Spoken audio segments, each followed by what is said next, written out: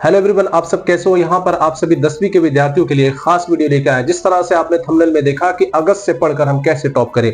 आप सभी को पता होना कि आपका जनवरी, फरवरी, मार्च, अप्रैल, मई, जून, जुलाई ये सारा का सारा महीना खत्म हो गया। अगस्त का महीना स्टार्ट हो गया। आपके पास 5 से 6 महीना है। आप फिर कैसे रिजल्ट करोगे। तो आपके लिए मैं जो यहाँ पर एक पूरा से की पॉइंट लेकर आया हूँ। आपको मैं अपनी स्ट्रेटेजी बताऊंगा जो मैं इतने दिनों से मैं देख रहा हूँ। बच्चों के अंदर इतनी सारी गलतियां हो रही है, बच्चे ये सारे काम नहीं कर रहे हैं, जिससे कि उनका मार्क्स कम आ रहा है, जिससे कि बच्चे जो फंस रहे हैं। किस जगह पे वो गलती कर रहे हैं जिससे कि एक अच्छा स्कोर या टॉप जिले में क्यों नहीं कर पा रहे हैं, क्यों नहीं उनका पेपर में रिजल्ट आने के बाद जो है पेपर में नाम क्यों नहीं आ रहा है, वो सारी बात हम इस वीडियो में बताएंगे। हम कह कह के थक जाते हैं बच्चों को, इस पर काम करो, इस पर फोकस करो, लेकिन बच्चे ध्यान नहीं देते हैं, जिससे कि उनका नंबर कम आता है और रिजल्ट अच्छा नहीं कर पाते हैं। तो सबसे पहले गलती करते हैं बच्चे लोग कि एग्जाम टाइम पे सिर्फ ऑब्जेक्टिव पे ध्यान देते हैं। इतना ही ज्यादा ऑब्जेक्टिव पे ध्यान देते हैं, सब्जेक्टिव को छोड़ देते हैं। मेरे यहाँ खुद मेरे कोचिंग में बच्चे लोग, मैंने कह कह के थक गया। मैंने बोला कि आप ऑब्जेक्टिव ठीक है, सब्जेक्टिव ये याद करते हो ना, वन लाइन जब सब्जेक्टिव पढ़ते हो, पूरे डिटेल पढ़ते हो, तो उससे ऑब्जेक्टिव क्लियर हो रहा है डेफिनेटली।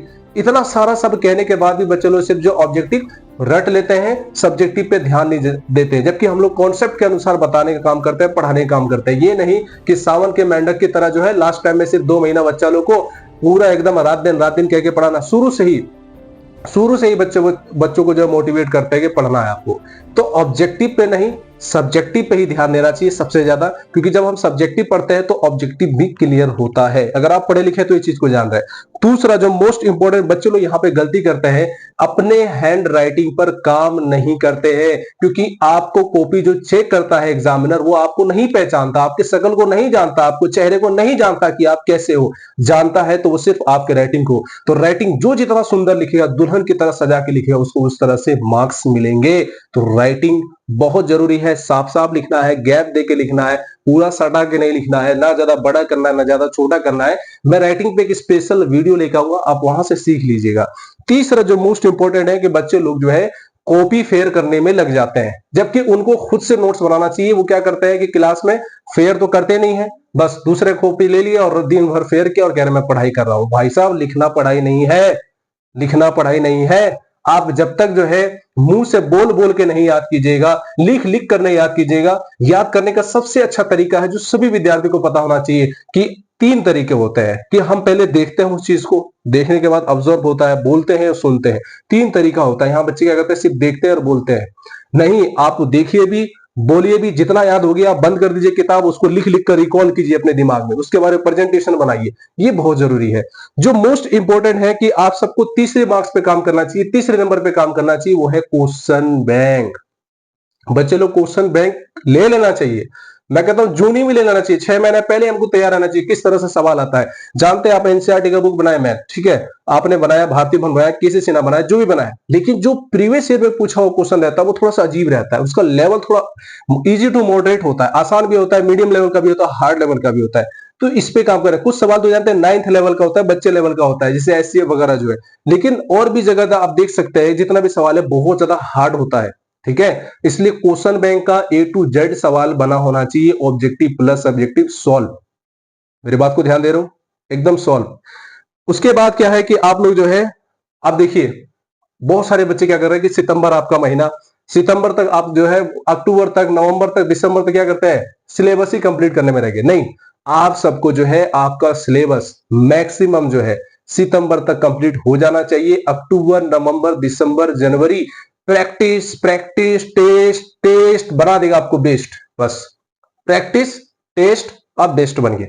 इस पे काम कीजिए। और उसके बाद क्या है, बहुत सारे बच्चे ये बात ध्यान रखिए, अगस्त तक सिलेबस सितंबर तक कंप्लीट कर लीजिए। आप जहां भी पढ़ रहे हैं अपने टीचर्स को बोलिए, सर अब हम पे ध्यान दीजिए, हम बोर्ड परीक्षा देंगे, अपनी जिंदगी का सबसे पहला एग्जाम देंगे, बोर्ड एग्जाम देंगे, आपकी कामयाबी का पहला सीढ़ी होगा। बहुत सारे बच्चे वहां से लड़खड़ा जाते हैं ना, पढ़ना छोड़ देते हैं।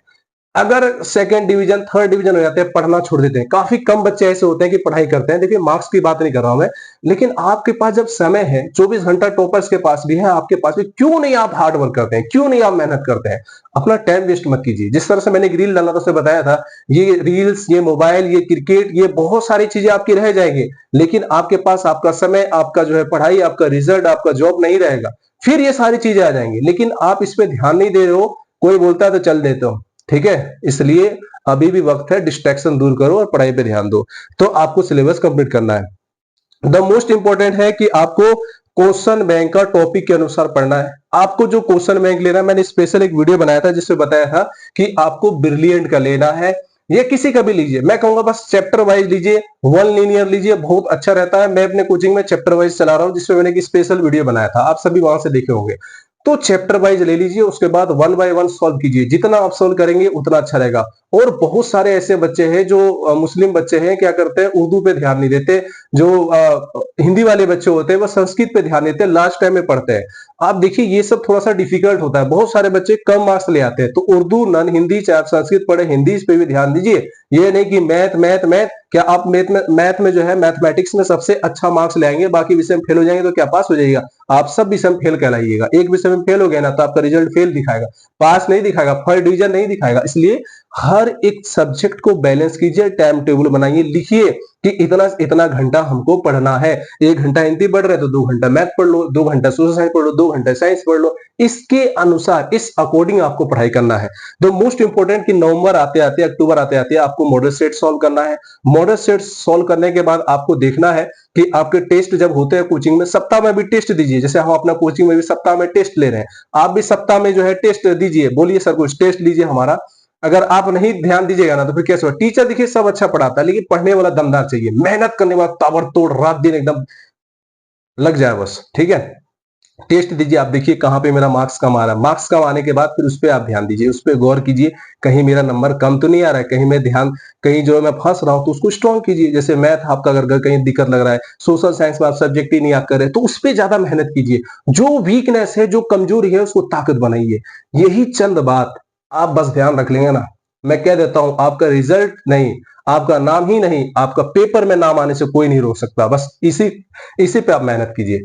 मैं खुद जो है, और एक और लास्ट में इंपॉर्टेंट कहूंगा, जितने बच्चे मैथ से डरते हैं, खुद मैंने मैथमेटिक्स में अच्छा स्कोर किया था। किस वजह से? कि फॉर्मूला मेरा नहीं, जिसका क्लियर नहीं होगा फॉर्मूला, जैसे मैंने फॉर्मूला क्लियर रखा था। हमारे कोचिंग में तो सप्ताह में ही फॉर्मूला सुना जाता था। इसलिए जब भी बैठिए एक साइड फॉर्मूला, क्योंकि फॉर्मूला जो है वो आपकी रीढ़ की हड्डी है। मैं बार बार कह रहा हूं, फॉर्मूला बहुत जरूरी है। मैथ बनाने से पहले फॉर्मूला बना लीजिए, फिर देखिए जबरदस्त नंबर आएगा, फिर कॉन्फिडेंस आएगा, सट सट सट सट आपका कलम चलेगा। इसलिए बस लग जाइए, जी जान लगाइए, कम से कम अभी से 6 घंटा पढ़ना बैठिए। सब्जेक्ट वाइज हर सब्जेक्ट को टाइम दीजिए, 1 घंटा प्लस दीजिए। उसके बाद देखिए आपका रिजल्ट, नाम ही नहीं, पेपर में नाम आने से कोई नहीं रोक सकता। तो कैसा लगा वीडियो बच्चों? अगर आपके दोस्त है, 10th में है, अगर आपके बच्चे हैं, पढ़ाई कर रहे हैं, तो उनको ये वीडियो जरूर दिखाइए। तो मिलते हैं नेक्स्ट वीडियो में, आज के लिए इतना ही। जरूर सबसे पहले आप लोग लाइक कीजिए, कमेंट कीजिए वीडियो कैसा लगा, और सब्सक्राइब करना नहीं भूले, क्योंकि बहुत मेहनत लगता है इस वीडियो को बनाने में, और शेयर जरूर कीजिए।